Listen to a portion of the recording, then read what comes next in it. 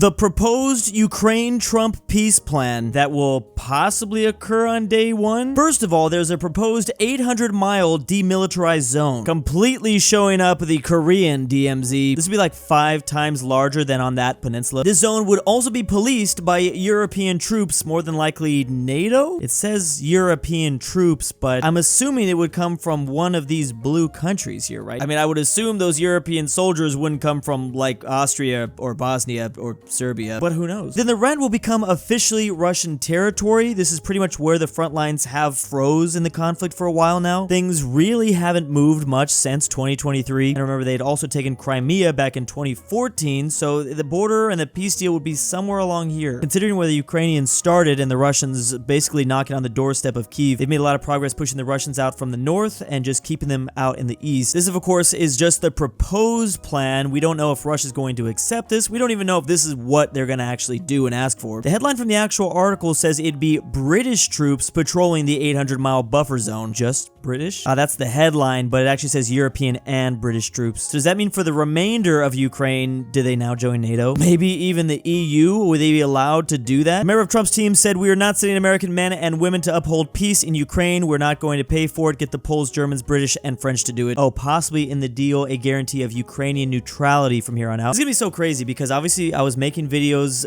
the days and even months before it actually occurred. We saw Russian troops getting very close to the Ukrainian border. Then I was there making videos when they actually crossed over those lines and the conflict really began. And now we might possibly see the peace deal. The whole thing just packaged into one. I thought this was just going to be a forever war. And I guess it still could be, but we'll have to wait and see what happens, basically. Literally build a wall and let Europe pay for it. Russia won't agree to European troops, maybe British troops, because they know those will go home. But Poles, Estonians, Romanians, yeah, they've got a little bit more invested. This isn't a peace plan, it's a 5-year armistice. Literally just a week ago, Russia launched a massive aerial assault again on the majority of Ukrainian territory that's away from the front lines. They seem to be doing this every so often. It's not just missiles, but also drone attacks. Man, warfare's changed forever because of those. And it's not only changing army doctrine, but also naval and aerial as well. Just all around, militaries are going to be so different after these. This looks, however, like a pretty expensive attack by the Russian government. Obviously, you can see a lot of them focusing around the capital Kyiv, but some getting dangerously close to some of those NATO borders over here. And experts were speculating about Russia running out of missiles within 4 months of its invasion of Ukraine. Most of the targets are power plants and heating networks. The Russians want to turn Ukraine into an unlivable, easily surrendered wasteland. But then soon after that, Biden in response authorized use by Ukraine of US-made long-range missiles inside of Russia. Ukraine had already crossed over into Russian borders in the Kursk Oblast, but with this announcement from Biden, they can now attack even more if they want. I mean, they could have always attacked other Russian oblasts, but they were strictly just in Kursk. And here's the range of those missiles, 300 kilometers. Still far enough away from Moscow, though. We'll be seeing exactly in the days to come which locations they decide to hit, or if they just decide to stay in Kursk. Something tells me a lot of this is coming down to the wire because we know that peace talks are going to begin. So each side is trying to flex as much as possible, trying to show as much strength as possible so they get everything they want out of the peace deal. So if Ukraine starts to have a lot of success against Russia and blowing stuff up, maybe they'll be more likely to accept terms that maybe Putin wouldn't have accepted like a month or two earlier, if he's having all of his like energy sectors get blown up back here. So weirdly, things are going to heat up before the peace deal, if there even is one. ISW has identified some 225 targets in range of these weapon systems. Attack Lithuania to confuse everyone. I did notice that up here. That would certainly confuse people, considering Lithuania is in NATO and on Ukraine's side. The most socialist countries according to Americans. And yes, Russia is still on there. There's clearly a lot of Americans that forget the Cold War ended, I think. So this is the percentage of Americans saying the following countries are either completely socialist or more socialist than capitalist. Starting off the list, we have Germany. 26% of Americans said Germany's a socialist country. Again, like, does this have to do with the Cold War? I hope Americans know East Germany doesn't exist anymore. Then it's Canada, tied at 26% with Germany. Then we have another one of our allies, France, inside of Europe, 31%. I get the reason for,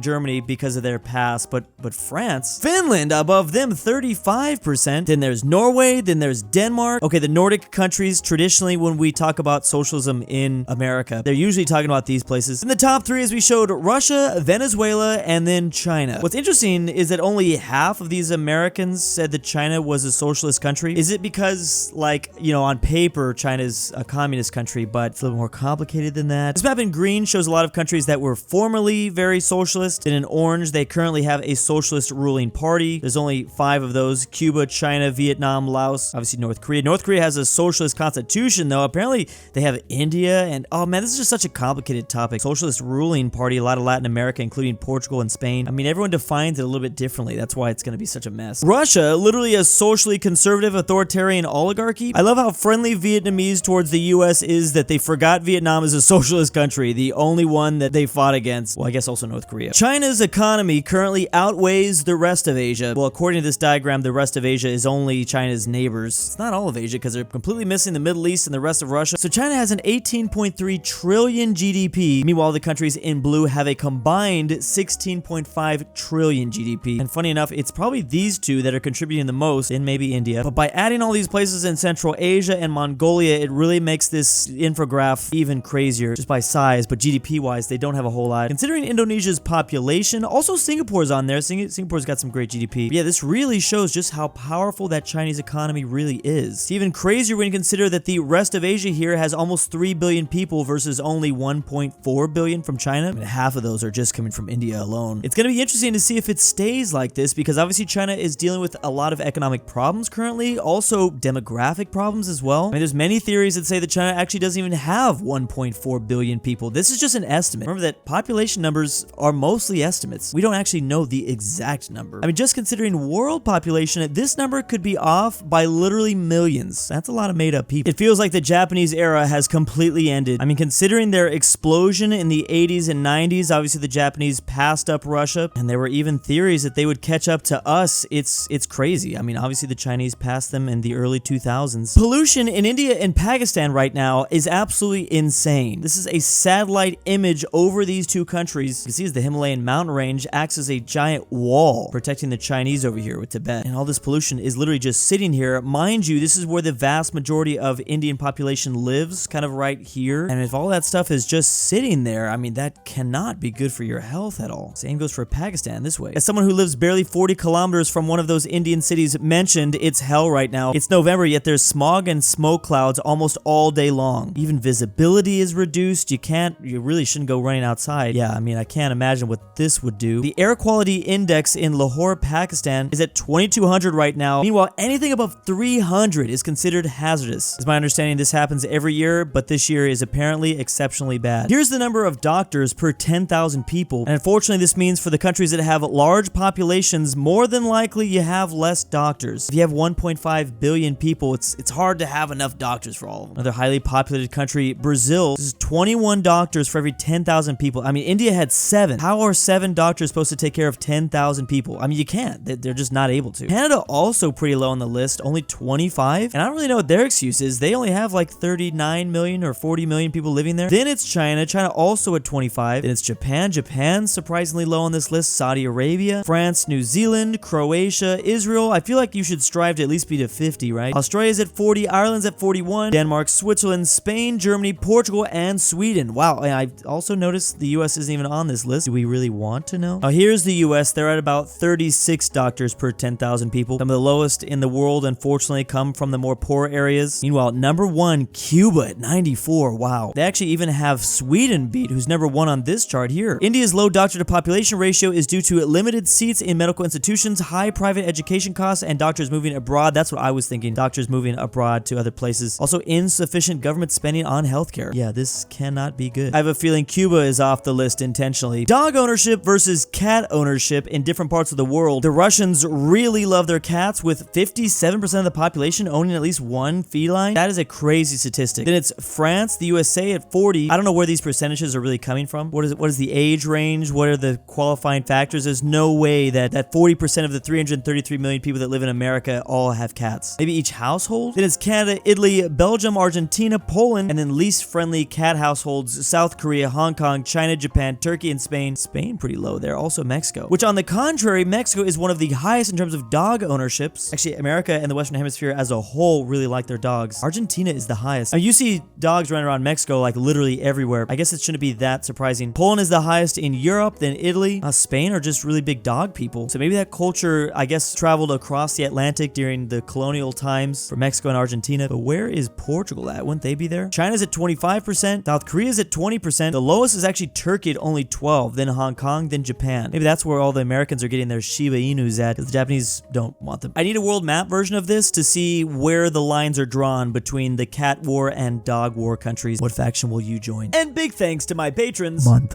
3 in Drew's basement. Drew's Argentinian Grandpa, ZaneyBoi, KirinoIsBestGirl, the Mexican 760, Tambre, Mgmluthegoat, Tyrol, Luxembourg, Kansas, the Canadian Christmas Goose, KingBearHaze, InquisitorXarius, DoOOCHBAGGINS, Fredrik Tibblin, Pavlik, Underwood, Carmel aPhatNarwhal, and Archaeology.